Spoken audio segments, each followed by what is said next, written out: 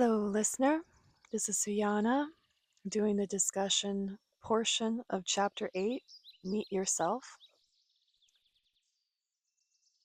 At the end of the audiobook recording, I talked about some current prevalent dynamics that we're navigating with the redistribution of power in our collective story, and how, as difficult as it might be to see the individuals who have used their knowledge and resources and influence to manipulate and operate within a control system, like what we are seeing collapsing right now and making way for the new system, to invite you to see them as a doppelganger, which is what this chapter is about seeing everyone as fractals and reflections and expressions of source like you are. It can be kind of challenging to accept that information. It feels a bit easier to see them as they, right? Other, opposite, inappropriate, unacceptable. Any kind of words of resistance that you might want to rationalize why we want this change to happen. Why the operating system we've been operating within is so uncomfortable and it feels ill-suited for well-being and thriving. And it feels like that because it is. It's not suited for thriving. It's suited to control. And also, it is a controlling mechanism for even those who are being highly benefited by these systems, because no one is outside of it. And so when the idea of everyone that you come in contact with being a doppelganger, as in a double goer, another inception and expression of source, which is what you are, operating within the same systems that we are all operating within in this paradigm, that can be really challenging for the mind to accept. But there's great benefit to seeing that, because then you have access to the solution so much easier when everything is a component of evolution, development, growth, expansion, and ultimately reawakening. If even the most nefarious of characters are playing their role in this trajectory, then we're freeing all aspects of source into the new operating system. And then there's no need for blame, and there can still be accountability.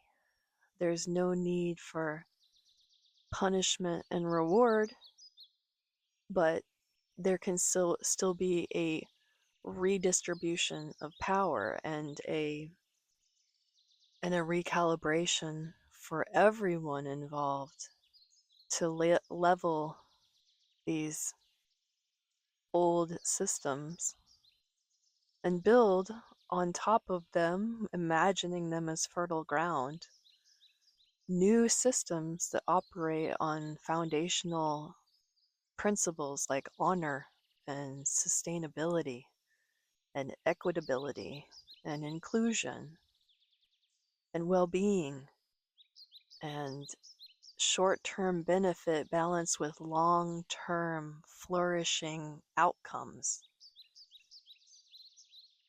And then you can feel, hopefully, as I'm talking about this, how cyclical this system becomes when everything is kind of building on and developing into the next inception, into the next level, into the next realm. And we circle back and we revisit themes that need to continue to be matured and developed.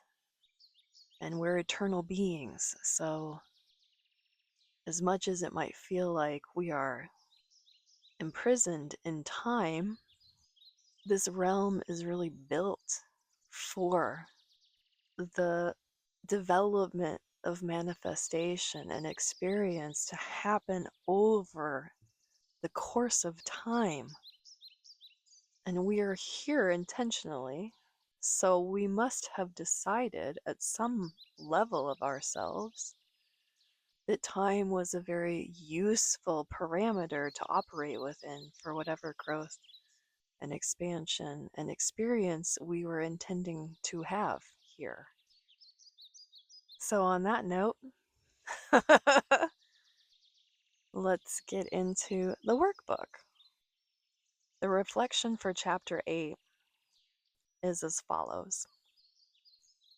This chapter invites you to explore the profound interconnection of all beings.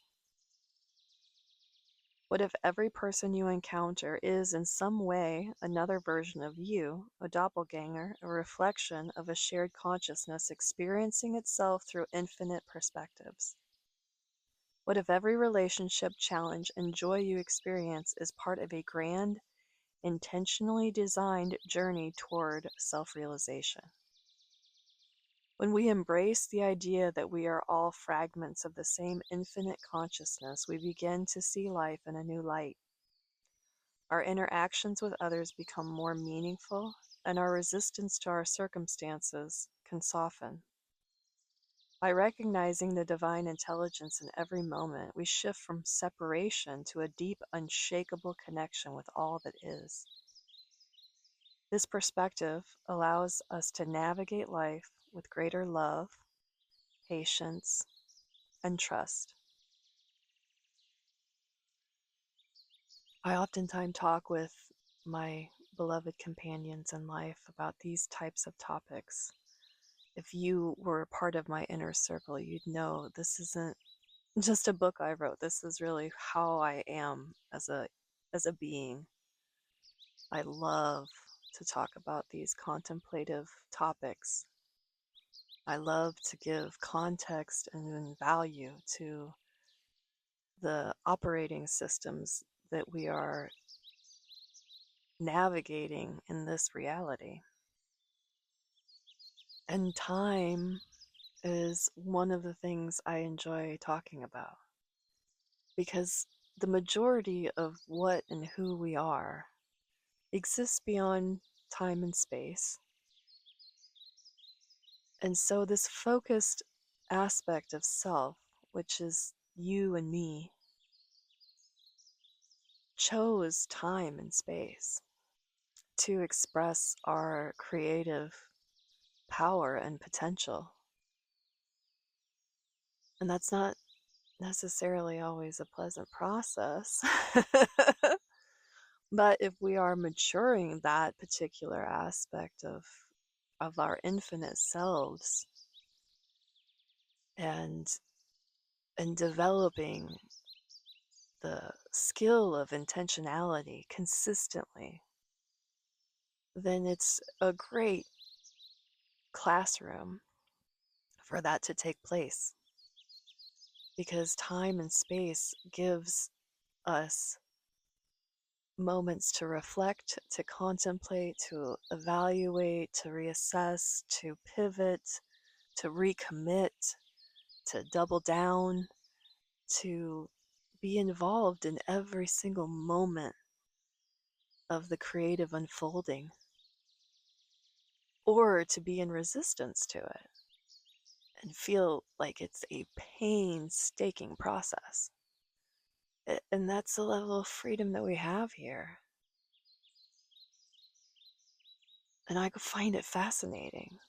I really do. And I love having these conversations. This is why I'm inviting you to leave comments, because we can open a dialogue about this. Your comment might be part of the next discussion. Yeah, we can have a conversation together. and develop our perception of reality through collaboration.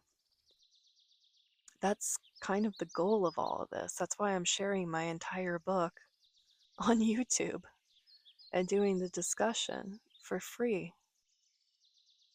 So whether you want to leave a comment so that the conversation can be developing with other participants, or you want to just reach out to me and have a conversation with me, a discussion with me, that's the reason that I'm here offering this material and these discussions to you. Because delving into this is so juicy and succulent and invigorating, and I can get so enthusiastic about it. And for those of us that feel that way, I want to share that. I want to share in that with you.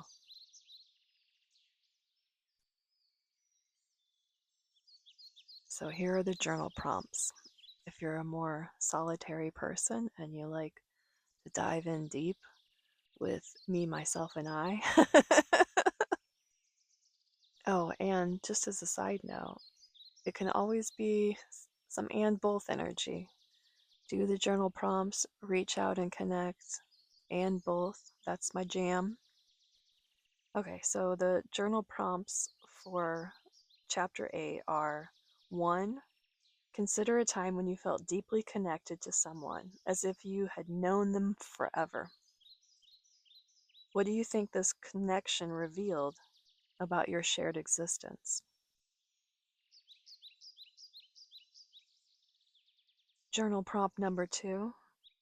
Reflect on a challenging interaction you've had recently. If you imagine that person as another version of yourself, how might that change your perception of the situation? Number 3, how would your life change if you fully accepted that you are always interacting with aspects of yourself in others? I'm inviting you to give yourself a wide range of interpretation of what all of those things mean. And underneath those wide interpretations, the free will and power to hone in on the conclusions that you come to that feel the most nourishing for you and for the other, the most inclusive, the most supportive, the most compassionate, the most loving. And this, again, isn't about sugarcoating anything or spiritually bypassing or ignoring truth, because so much of what we see as truth is really perception and opinion. And those perceptions and opinions, if they're held long enough and they are repeated and integrated deeply enough, become beliefs. And having that fluidity where things don't have to be the truth to feel true to you, to feel valid to you, like there there's so much more space to explore when you can approach it from that vantage point. Journal prompt number 4. Imagine meeting the highest, most evolved version of yourself. What wisdom would they share with you? How can you begin to embody that wisdom today? The exercise that accompanies this workbook chapter is called Seeing Yourself in Others. This exercise will help you shift your perspective and cultivate greater compassion, understanding, and connection. Step 1, choose a person in your life. It could be a friend, a family member, coworker, or even a stranger. Imagine they are a reflection of you in another form. See them not as separate, but as an extension of your own consciousness. Ask yourself, what qualities do I admire in them? What qualities trigger me? How might these qualities reflect aspects of myself that I am either embracing or resisting? Give yourself time for all of the answers to arise. Then step 4 is breathe deeply and silently affirm or say out loud, I see the divine in you as I see the divine in me. We are reflections of the same infinite whole. I see the divine in you as I see the divine in me. We are reflections of the same infinite whole. Then step 5 is notice any shifts in your emotions, thoughts, or interactions with this person throughout the day, or if it was a stranger, with the people that you interact with throughout the day. And the quote for today to contemplate is, what if we are all interacting with aspects of ourselves as other people, guiding each other toward the realization of our innate wholeness? And that's a quote from this chapter. Let me know how this content resonated with you, what understandings, epiphanies, realizations, questions, or ideas started to percolate while being exposed to this content. And until we connect again, be well and enjoy the now.